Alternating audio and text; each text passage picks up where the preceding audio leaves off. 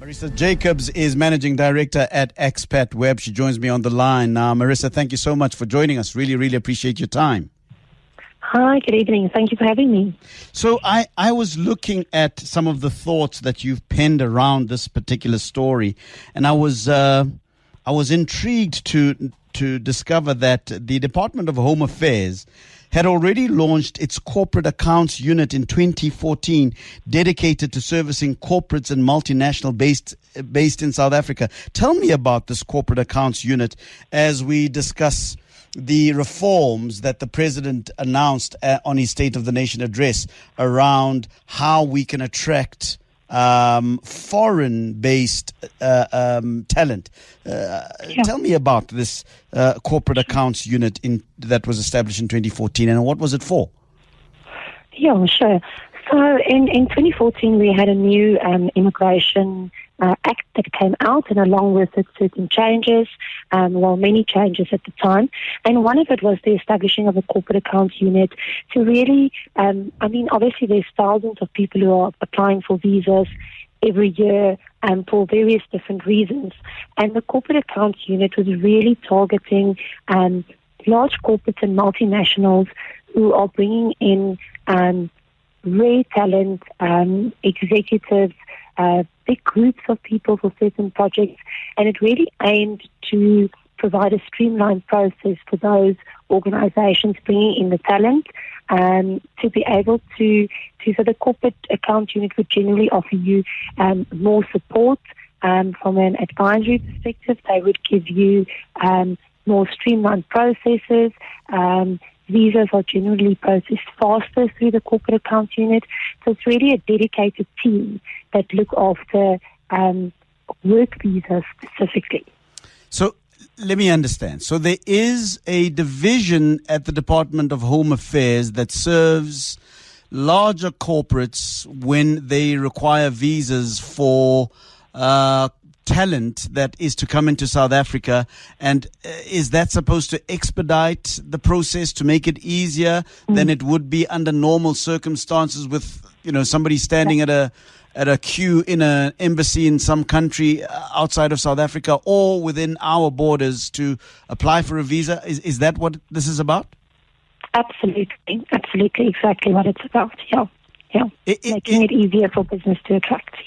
Tell me about the rationale for that, because immediately I imagine somebody saying, wait a second, we're not being treated the same here. Why is it that there seems to be a whole division where corporates don't have to queue? What is the reasoning behind this expedited process? It's the economic value of it. We need rare skills that is not easy to come by in South Africa. It usually needs to be brought in quickly. So it's really servicing industry and economy to mobilize skills. An individual would typically be looking at a retired person visa or a spouse visa or those different categories of visa where on the corporate accounts unit you see specifically large businesses being catered for. It's the same way that embassies would in December and January focus on studying on processing study visas rather than other categories of visa, because there's an immediate urgency and a need for those visas, and the corporate accounts unit does that on an ongoing basis for business. I'd be interested, Marisa, to hear of the performance of this corporate accounts unit that was established in 2014 from your perspective as a company that also assists people to get compliant, particularly corporate clients. I want to have that conversation. But before we go there, I want to go back to the president's speech, his State of the Nation address, where there were certain reforms that he announced, I suppose, in very broad terms that I'd like to understand a little bit more as to their specificity. And I asked this question, Marisa, because the Department of Home Affairs and all other related departments, labor, customs, and all of those things are in a process of a number of reforms. One of the things that comes to mind is the issue of the Zimbabwean exemption permit that has been an issue of major controversy and discussion over this last year or so. And the idea that it is going to be replaced by a whole regime of visas. What are some of the reforms in that space, in that regard, did the president announce? Yeah, so I think the president spoke of various initiatives. I think very few of them are brand new, never heard of. They've sort of been lingering, and they're all very positive, but like you say, very vague. I mean, just mentioned, nothing is unpacked. One of the initiatives is implementing a remote visa regime, which I think has been very topical internationally. We've seen many countries proceed to implement such remote worker visas, which of course would be very beneficial to the economy. You are allowing someone to work remotely from South Africa, earning money from abroad, bringing money into the country and spending money here. So of great value. He has recommended or unpacked or mentioned a flexible point-based system to attract foreign skills. It's not the first time we've heard of this. It was mentioned in the Green Paper in 2016. It was again mentioned in the White Paper in 2019. This points-based system that's going to allow for flexibility and for ease of bringing skills into the country. Which already touched on the expansion of the Trusted Employer Program to simplify immigration processes for large corporates and investors. He's spoken about the streamlining of requirements for in terms of immigration and bringing skills in. He hasn't at all gone into depth on that, so we'd all be very interested to see exactly what that's going to look like. Implementing of a trusted employer scheme, that's what they've called it. And then, I think that broadly touches on sort of the... I'm interested in two aspects, and maybe they'll be able to educate me about all the other things that you've talked about. Sure. This cluster, just say it again, cluster what? The cluster employee scheme, I think you spoke about. Trusted employee. Oh, trusted. Okay, all right. Yes.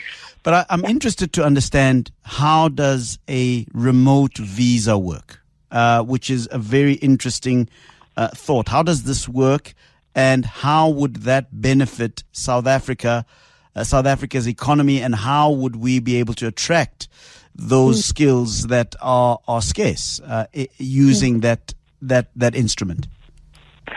So that operates separately from attracting skills. So it would fit into a different bucket. So the remote worker, you're looking at saying you can come and work in South Africa for a foreign employer. So all the visas in the South Africa visa regime works on the premise that you are working for a South African employer who hosts you and takes responsibility for you and who will remunerate you in South Africa. A remote worker visa works, or nomad visa, it's called many different things around the world, works on the premise that you are physically present in South Africa performing the work, but for a offshore employer. And so what it means is that you're earning a salary from abroad, so you are bringing money into the country that you are earning from abroad, and because you are physically based in South Africa doing that work, you are spending that money in South Africa. So you are not taking a job from a local person because you're employed abroad as a foreigner, and you're bringing money into the economy, spending it here, possibly purchasing a home here, etc. So who provides you with a visa? The South Africa where you are stationed, or the country from which you are commercially being remunerated? Where does the visa come from? The visa must come from South Africa. Yes. So there's. Mm-hmm. So let me try and understand. Really, I want to break it down. Yeah. what then is a visa? What is the purpose, the functional purpose of a visa in broad terms, Marisa?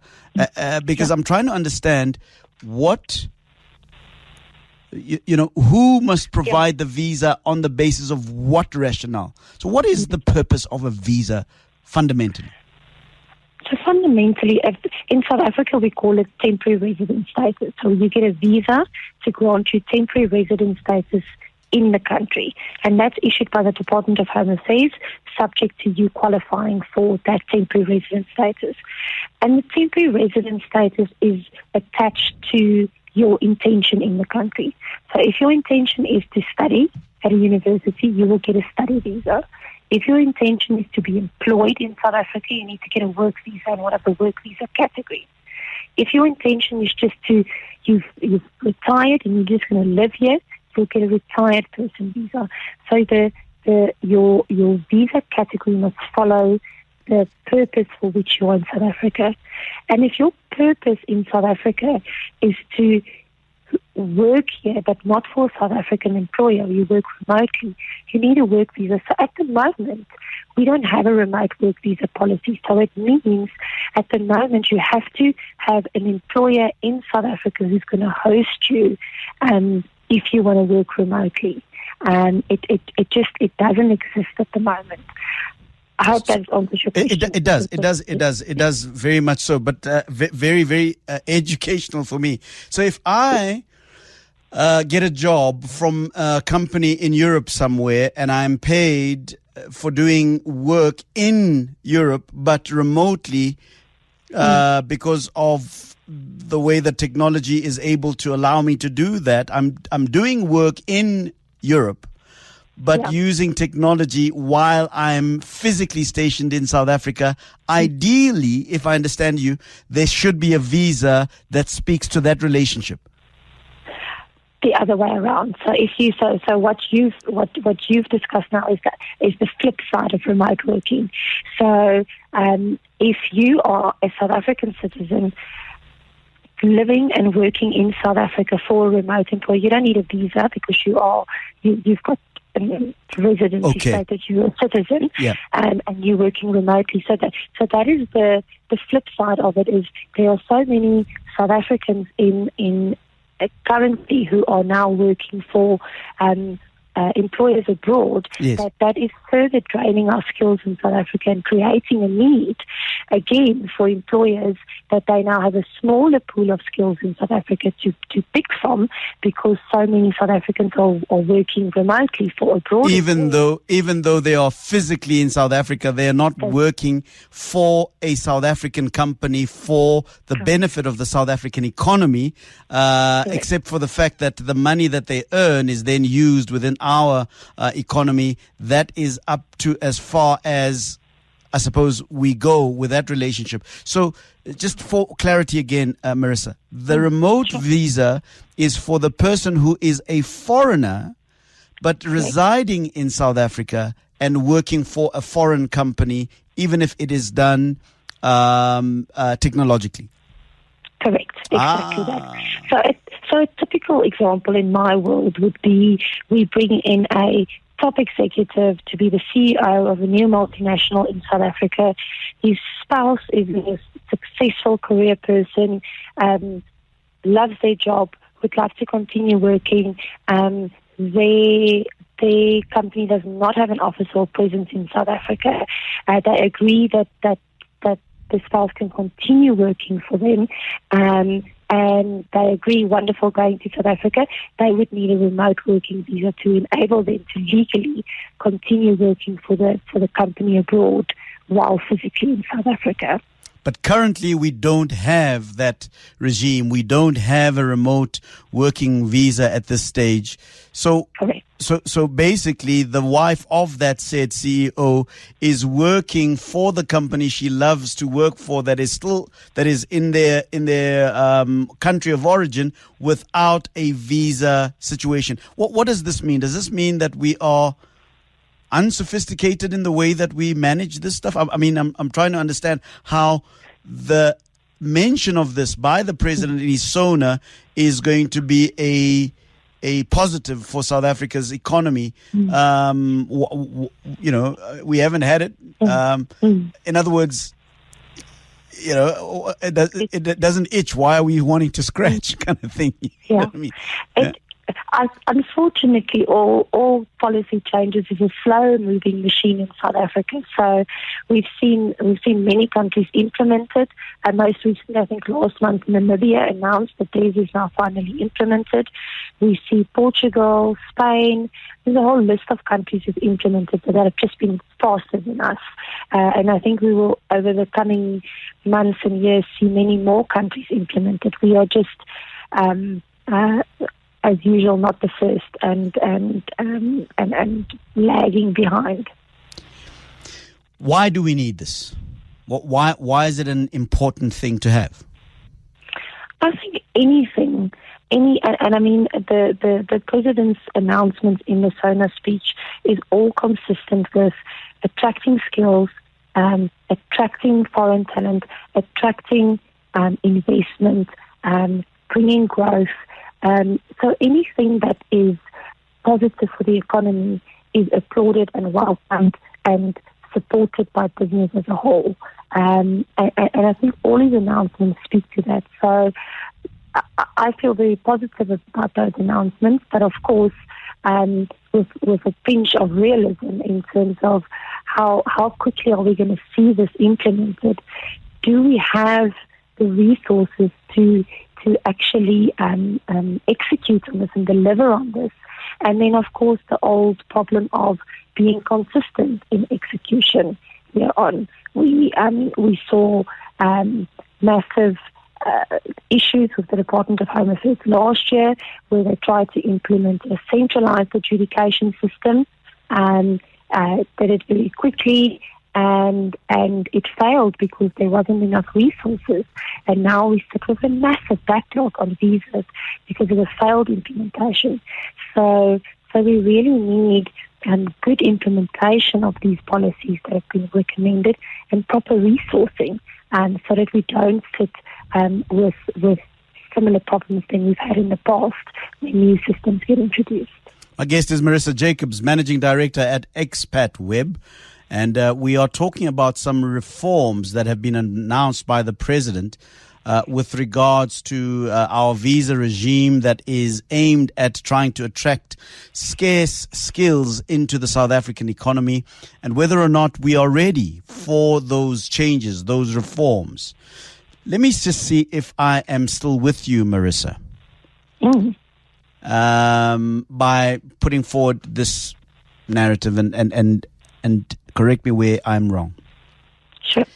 The South African economy needs certain scarce skills to come into our country for the improvement of our economy at various levels in various sectors. And for that reason, we then advertise these jobs, or perhaps there may be companies in South Africa that go to various parts of the world and say, listen, we need this particular skill. And for that purpose, there is a visa regime that says, we need you in South Africa for a particular scarce skill, and here is a visa for that purpose. But of course, this person might not be alone. He might have a family, he might have children, and for that reason, there are certain accommodations, visa accommodations that are aimed at regulating and making sure that we know who's here for what purpose and how they support the economy of South Africa. Here's the question. Do we know how many scarce skills? Is there some sort of audit that has been done to determine whether or not, to determine which scarce skills South Africa's economy needs, and whether or not we are ready to issue those visas for the purpose that I've just described? Yes. Okay.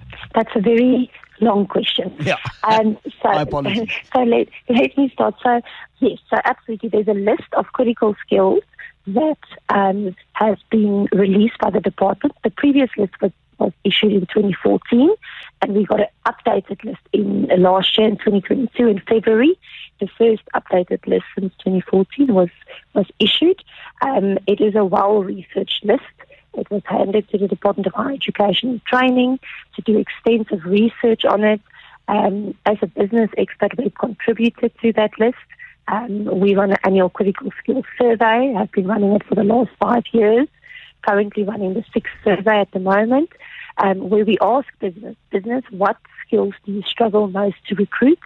They then submit in the survey which occupations those are, and then we ask them, do you find you are better able to find those skills if you have the opportunity to recruit internationally, which then gives an indication of whether the skills need to be imported. So those results get submitted through to the Department of Home Affairs every year. The research goes beyond that, of course, looking at they've got very specific criteria that each occupation needs to meet in terms of whether it can go onto the list or not.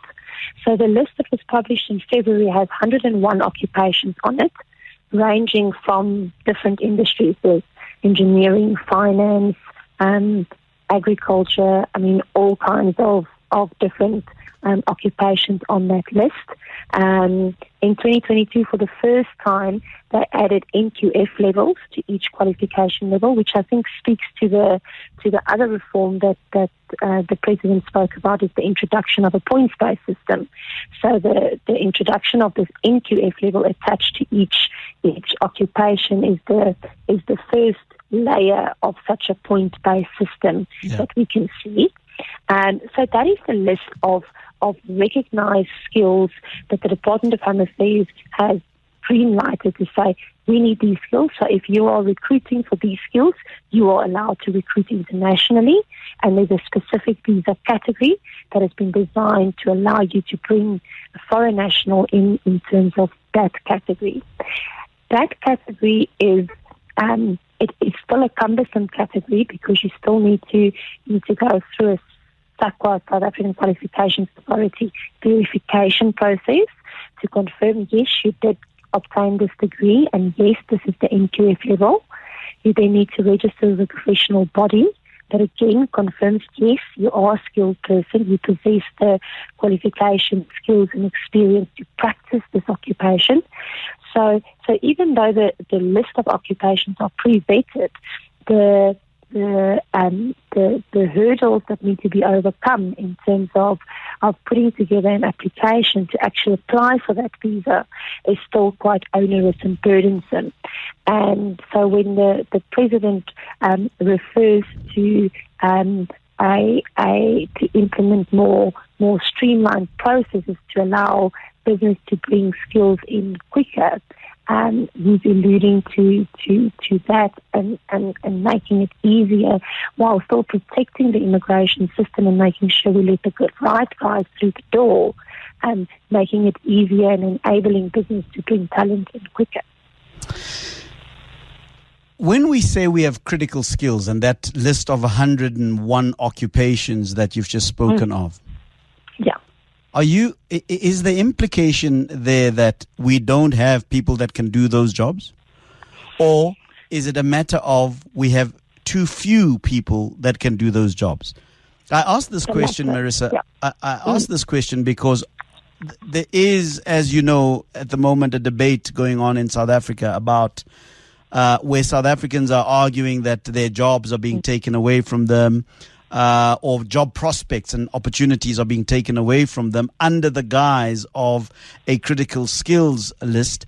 There is, of course, the argument that says jobs that are not critical skills are being taken by people who are from other parts of the African continent, and there's been a whole lot of acrimony around that particular issue. What is the fundamental premise behind the idea of critical skills? I'm very aware that no country can claim to have all of the skills that they require. So we will have to go to other parts of the world to find certain skills that we need for our economy.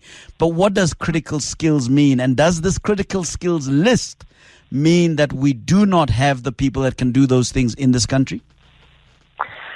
So it it means we have people who can do those jobs, but not enough. The demand outweighs the supply, and therefore we need to supplement that demand with skills from abroad. Right. And like you say, it's not a problem unique to South Africa. All countries around the world have a critical skills list, and if you transpose those lists on each other, we are all battling and competing for the same skills. It's where you have a cumbersome and a difficult immigration regime.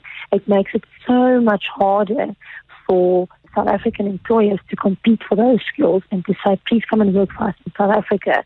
And they go, well, it's easier to get a visa in another country. Why would I go through the hassle? So enabling immigration systems for employers is really vital to allow them to attract those skills. Give me a sense of at least the current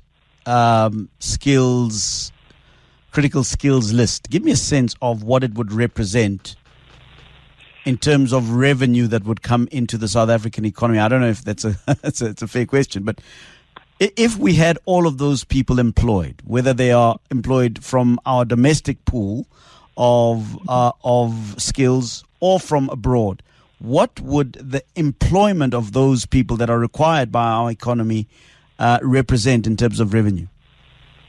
It's a very unfair question. Oh, I'm so sorry. I mean, it's well researched that's bringing foreign skills into a country creates jobs. It creates jobs for many South Africans. The immigration system has been designed in a way that skills must be transferred to local talent so that we can grow our local talent. Visas are issued temporary in nature, meaning that a person will come in for a specific role, a specific project, specific job that they need to get done. They'll transfer skills, upskill locals, and then relocate again somewhere else. There's so many success stories of multinationals who have set up shop in South Africa, brought in a set of skilled talent to really make sure that the business culture and the implementation and the launch is successful. Worked here for a couple of years, and now there is zero or very close to zero foreign talent left for the companies that get it right and really committed to it. So I think if you had to put a number to it, if someone had to research and put a number to it, the number would be significant. We see it when we look at the President's Investment Conference, and when we look at the sheer number that countries pledged to invest. We saw last year the French community who were really vocal about struggling with the immigration challenges of last year. Mm-hmm. And talking about the millions and millions of euros that they invest into the country, and how it's difficult for them to continue motivating that investment where they are not enabled in terms of resources to grow their businesses and oversee it as you will. Marisa, I want to indulge just for a few minutes in some of the controversial issues around skills, scarce skills in South Africa, around the politics of the visa regime at the moment, and get your thoughts around that. And then maybe as we close, you can then say to me, we've got this corporate accounts unit that was established in 2014. How has it done? Right? I want to get to that point. But I want to talk about the idea that we have a critical skills shortage in South Africa that has been properly audited. There are 101 skills that have been put onto that list. And then I want to tell you a couple of stories. Can I do that? Yeah, of course. All right. So we've been talking here on this platform on 702 about a situation where doctors have been trained by the South African tax rand but are unable to be employed into the medical, particularly here in Gauteng, into the Gauteng medical system. And doctors that were trained in Cuba seem to have been employed more so than those that have been trained in South Africa. The first question is, would those doctors have been part of the list of critical skills that you've mentioned? And how do you explain the fact that we have a whole bunch of doctors sitting at home that were educated by the South African tax rand that seem not to be finding employment, even though, and I mean, this was a big conversation last week on this platform, and there's a big argument around that. Second issue is that recently we heard that a Chinese company won the tender to build certain bridges, not really sure where, but the South African engineering fraternity is up in arms to say, but how come we were not considered for those jobs, right? Thirdly, we have a situation where the blue-collar worker in South Africa, most of whom are black, are complaining that many of the jobs that are absorbed by people who come from other parts of the African continent, particularly from Zimbabwe, have been taken over by those people, and that they have lost out on those job opportunities. Creating a narrative that says South Africa does not have a scarce skills problem. My contention is that, yeah, we do at certain levels. But what does this do for the reforms that the president has announced, right? When there is a perception that there is an anti-South African skills narrative, and that these reforms that the president has announced is to further perpetuate the marginalization of South African skills and perhaps marginal skills from participating in the economy. Help me through that narrative. I'm very, very aware that there are sectors and spaces where we need foreign skills. I'm aware of that. But most South Africans might not be. And these reforms that the president is announcing or has announced may be seen to be a furtherance of the marginalization of South African labor, skills, and so forth. Talk to me about that, and then we'll talk a little bit about this corporate accounts unit and how it's doing and how we can assist it. Okay. So let's talk about the health profession. I think it's been a hugely contentious issue over the last year or so when the new critical skills list was discussed. So the first list that was published on the 1st of February last year had no health professionals on it, even though all the submissions around the critical skills list lobbied and motivated for healthcare specialists. And specifically specialist nurses and doctors to be on the list.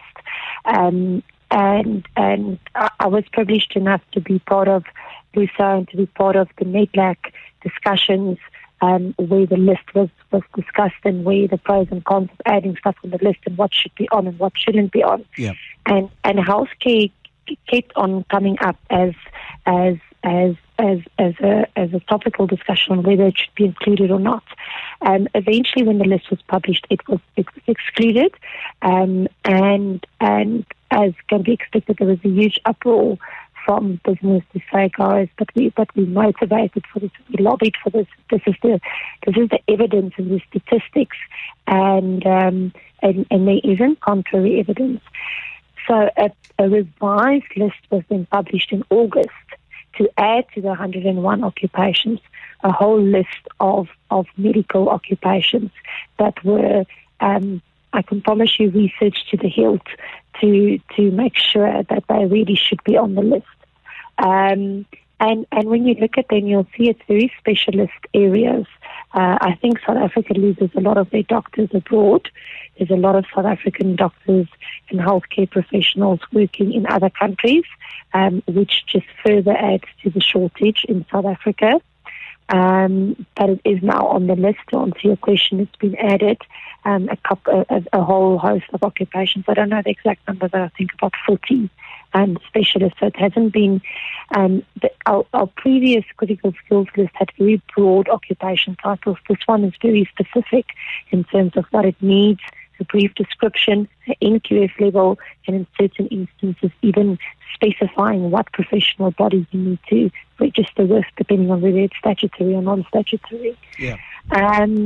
I think from a construction perspective, even our South African construction companies all bring in foreign talent in terms, because it's such specialist areas, and I think construction and engineering is one of the areas where there's so much technology and improvement that you often see. I mean, as we've seen with things like solar in the past 10 years, other countries are just like years ahead of us, and they've done it so many times before that it's impossible to find talent in South Africa. Yeah. That's experience. You need to bring someone in to do that. And so why have we not been as successful as we could have? Why is it that we are still experiencing all of these backlogs with regards to visa applications coming from the talent that we require for our economy that comes from other parts of the world? Why?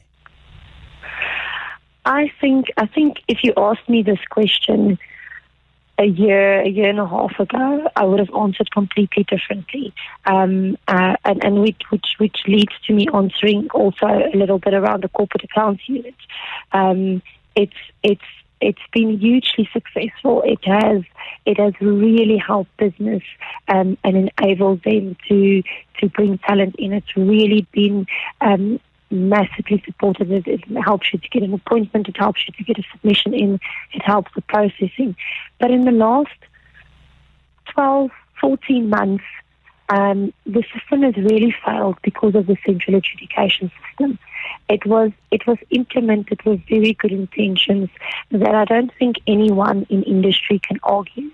The minister explained that he was implementing it because there's inconsistencies around from the different embassies around the world in terms of how they adjudicate visa applications, and he also did it in an attempt to stamp out corruption. When there's inconsistency, you have to wonder, and we've seen that even more so now after the eradication of the central adjudication system. So we can all agree that there's inconsistency. It is more difficult in certain countries to get your permit processed and issued than it is in other countries. There's embassies that struggle with volume to get through it all.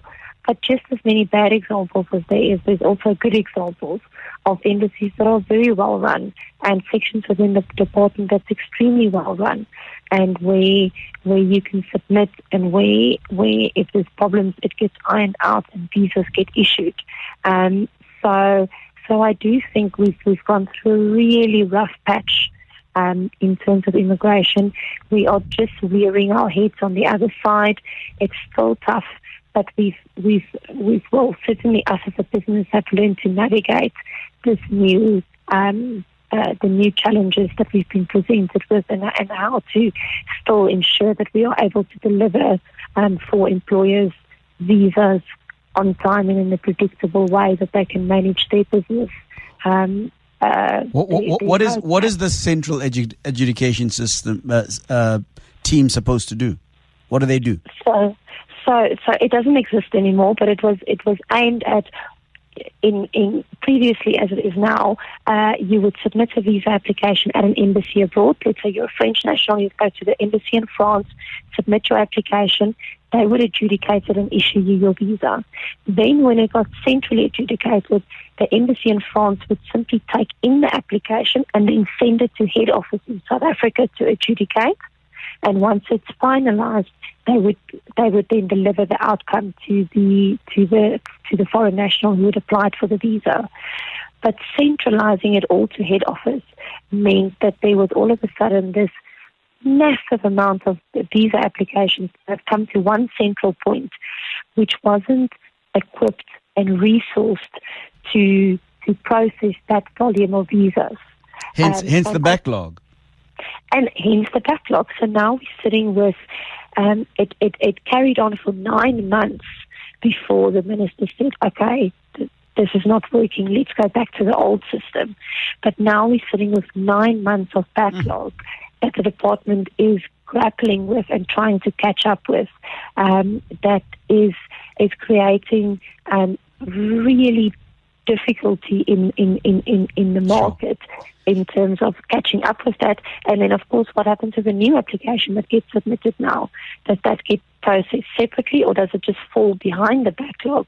And it again takes months and months and months while a business is struggling to fill a critical position. Well, the president has announced all of these new reforms. Is the Department of Home Affairs poised? Are they ready to rise to the occasion? It sounds like not. But what can organizations such as yours do to assist? What needs to happen to deal with that 9-month backlog? Can companies such as yours assist? What needs to happen? Yeah. We are absolutely assisting. I think one of the things is educating the market in terms of visas work different than they did in the past. The system works different than in the past. The timelines are different than in the past. The system is tougher than in the past. It is difficult to just get your application submitted. So you cannot approach it the same way. You cannot approach immigration and visa applications the same way you used to a year ago or even 6 months ago. You need a different strategy to make sure that your application is fully vetted, perfectly 100% compliant, gets submitted streamlined way, and gets tracked and followed up in a way that yields results for your business. And we've certainly over the past few months wrapped our head around it. And as far as whether the department is ready for all of these changes, that is the $1 million question. Marisa, it's been a great conversation, and I think it's one that we need to stay close to as we get to understand these reforms at Department of Home Affairs, these immigration and visa reforms. I hope that we can count on you to help us with understanding some of these things, and hope that you can join us once again to have this conversation. How do people get in touch with you, Marisa? Absolutely. Thank you, Aubrey. Really appreciate the opportunity. People can hop onto our website. I think that's the easiest. It's xpatweb.com, xpatweb.com. We currently are running our critical skills survey for 2022-2023. It's open, so if anyone has a view around critical skills and which skills we are most in demand on, please complete the survey. It is instrumental. It's quoted in the Gazette. The government looks at the list. It's listened to. It is your easiest way to really make meaningful changes to participate in the survey. Marisa Jacobs, Managing Director at Xpatweb. Thank you so much for joining us.